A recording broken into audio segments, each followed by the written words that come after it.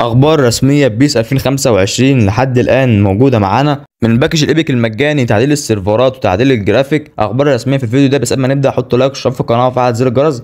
وعايز افكرك ان انا عامل مسابقه على حساب مجاني لواحد من المتابعين اول ما نوصل 4000 مشترك في القناه. اول تسريب معانا هي البطاقه الذهبيه ديت اللي فيها نجمه في الوسط ديت، موجوده رسميه جوه بيانات اللعبه وممكن استخدامها في اللعبه. هي بقى على حسب مزاج كونامي، ممكن ميزه تبادل اللاعبين بين الاصدقاء او ميزه تبادل اللاعبين لو انت عندك كذا نسخه من اللاعب ممكن تستبدله.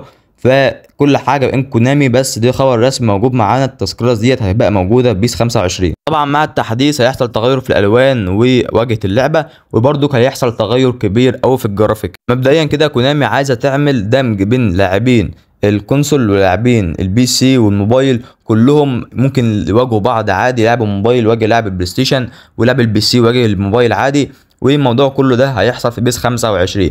بس ازاي؟ اولا لازم تغير كبير في سيرفرات اللعبه اللي هو بنسبه كبيره، عشان كده هيبقى الصيانه تمتد يوم واحد، مش هتقعد اكتر من كده زي اسبوع لما الناس كان بيقول لك. وانا قلت لك ان هو قبل كده هيحصل تغيرات في السيرفرات والصيانه مش هتقعد اكتر من يومين، يوم واحد. وفعلا الصيانه يوم واحد. وحاليا تم تغيير سيرفرات اللعبه علشان بيس 2025. ومع تغيير السيرفرات هيغيروا النظام من ارل انجل 4 لارل انجل 5. معنى كده ان هيحصل تغير كبير قوي في الجرافيك والسيرفرات.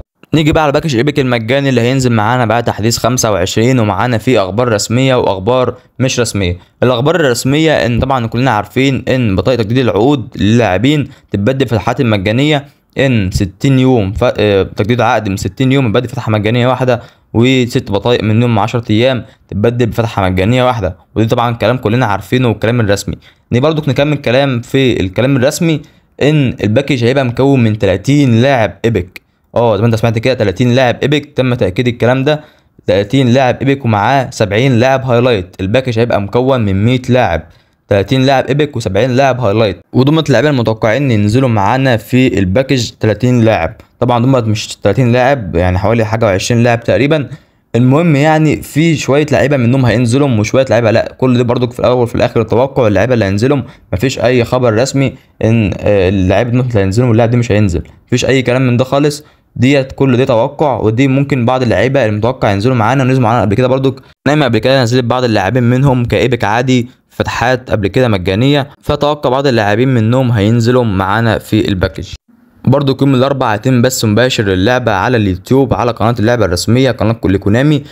المهم هيتم فيه ذكر حاجات كتير قوي في التسريبات عن اللعبه بيس 25 وايه اللي هيحصل فيها وشكل الوجه، وحاجات كتير قوي هيتم تسريبها للعبه في البث ده. فاستنوا يوم الاربعاء، واللي عايز يتفرج على البث يروح يبحث عن اي فوتبول او كونامي في اليوتيوب هيلاقي القناه بتاعها، ويستنى البث يوم الاربعاء ويشوف البث. وانا برضو كان هنزل لكم تغطيه عن الحاجات دي كلها اللي هتحصل في البث يوم الاربعاء. وبس كده، دي كان فيديو. تعمل لايك وشير للفيديو، حشرك في القناه وفعل زر الجرس. اشوفكم فيديو جاي بصحه وسلامه. سلام.